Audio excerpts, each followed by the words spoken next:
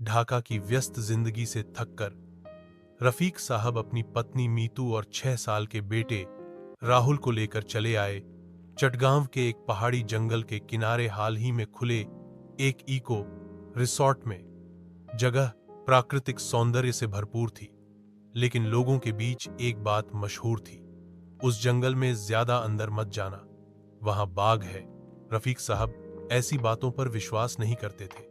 उन्होंने कहा, अगर वाकई बाघ होता तो अब तक खबर बन चुका होता, ये सब अंधविश्वास है।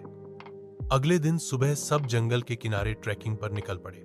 राहुल बहुत जिज्ञासु बच्चा था। वह अचानक एक तितली का पीछा करते करते समूह से अलग हो गया। एक समय के बाद मीतू और रफीक ने महसूस किया राहुल साथ नहीं है।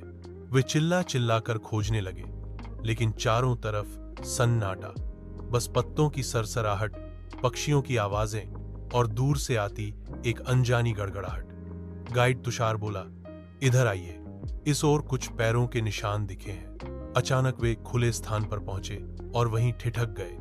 सामने खड़ा था एक विशाल जंगली रॉयल बंगाल टाइगर। उसकी आंखें आग की तरह जल रही थीं, जैसे उनमें 4000 वॉट की बिजली चमक रही हो।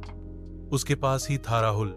मीतू की आवाज गले में ही अटक गई। रफीक दौड़ना चाहा, लेकिन गाइड ने चिल्लाकर रोका, नहीं, हिलिए मत, बाघ की नजरें आप पर हैं। बाघ दहाड़ा ऐसी दहाड़ जैसे आसमान में बिजली गिरी हो। लेकिन हैरानी की बात यह थी कि उसने राहुल को छुआ तक नहीं। राहुल धीरे धीरे बाघ के पास से चलकर अपने माँ बाप की ओर आने लगा। जब राहुल मीतू की गोद में लौटा तो बोला, माँ, वो बाघ कुछ कर नहीं रहा था, वो तो मेरी रक्षा कर रहा था। मेरे पास एक सांप आ गया था और बाघ ने आकर दहाड़ मारकर उसे भगा दिया। गाइड हैरान होकर बोला, शायद ये वही सुल्तान है जिसकी कहानियां हमने सुनी है।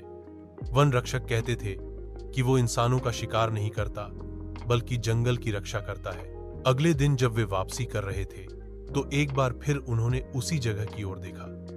दूर एक पहाड़ी की चोटी पर खड़ा था वही बाघ सुल्तान। सूरज की रोशनी में उसकी आंखों में फिर वही 4000 वॉट की चमक थी, लेकिन इस बार उसमें डर नहीं, श्रद्धा थी। लेकिन एक सवाल पीछे छूट गया, क्या सुल्तान वाकई एक आम बाघ था या जंगल की आत्मा, कोई रक्षक शक्ति जो प्रकृति का संतुलन बनाए रखने के लिए अवतरित हुई थी?